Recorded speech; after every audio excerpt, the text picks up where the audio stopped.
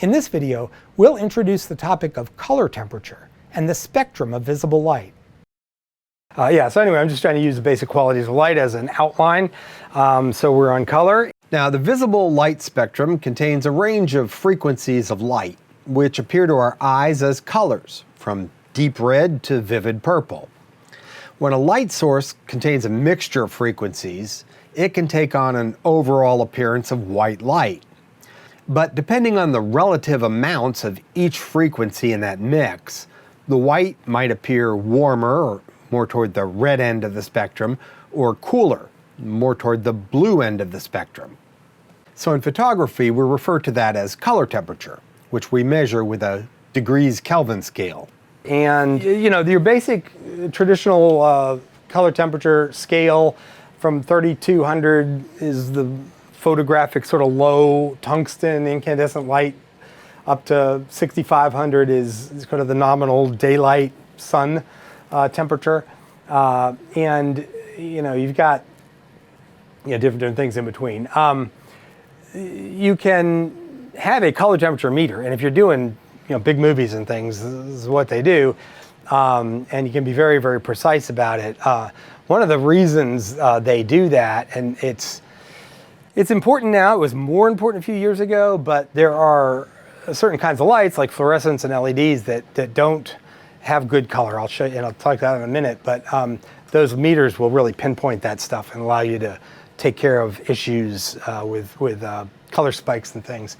But the cameras are wonderful tools that have, and I can't really show you in the viewfinder, but it'll read out your white balance when you do a white balance on almost every camera.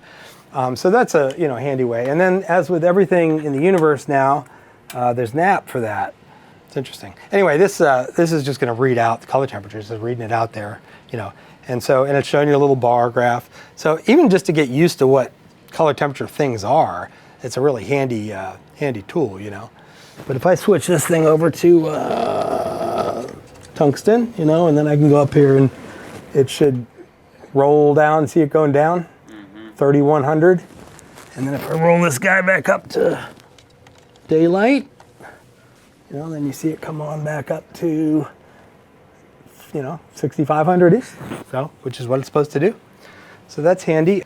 The camera is probably the most common way most people that are not doing Hollywood movies are measuring it, but it can be measured with a color temperature meter, and there are apps, and the apps are cool if you're trying to learn, because pointing at something, know what the color temperature is. So tungsten, old-fashioned incandescent yellow light bulbs that Thomas Edison invented.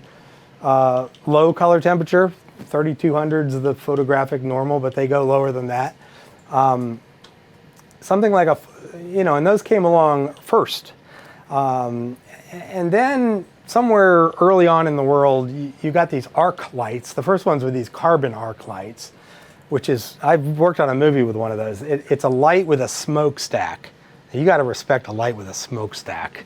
It's got this gigantic arc inside of it. Anyway, those are daylight, so it's like, oh wow, all of a sudden you had a light that could make the color of the sun, which is kind of nice without putting gel in front of it. And then somewhere down the line came along the HMIs, which are also daylight. HMIs are super bright, not a lot of power, and now for everything big, that's what they use. If they're trying to make the sun come through windows, that you get HMIs. And LEDs have been playing catch up for a long time, and they're not up to the brightness of HMIs yet. They'll probably get there, but they're not there yet. And there's some other stuff like xenon they're not used a lot, but they're there. Then you had moving along sort of historically, you had the tungsten and the daylight, and fluorescent also came along a long time ago, and fluorescent was typically in between, like 4300-ish. Problem with fluorescent was it was horribly green, and if you tried to use for photography, you got green faces. In more recent years, the last 40 years or so, they put a lot of money into really good quality fluorescents. You could buy fluorescents for film lighting, and they were able to coat them with phosphors and whatnot and make them, fix them basically. And so now you can get fluorescents anywhere from the same as any color temperature, 2700 to 6500. And now they're mostly gone now because LEDs have taken over everything. But LEDs were the same way. LEDs were invented many years ago. They weren't very bright, and they were like one color at first, and they kept coming up with new colors. They took a long time to come up with the white LED, and then they were horribly green. So it's taken a long time to get them white. And it's only been the last few years you've been able to buy lights like this.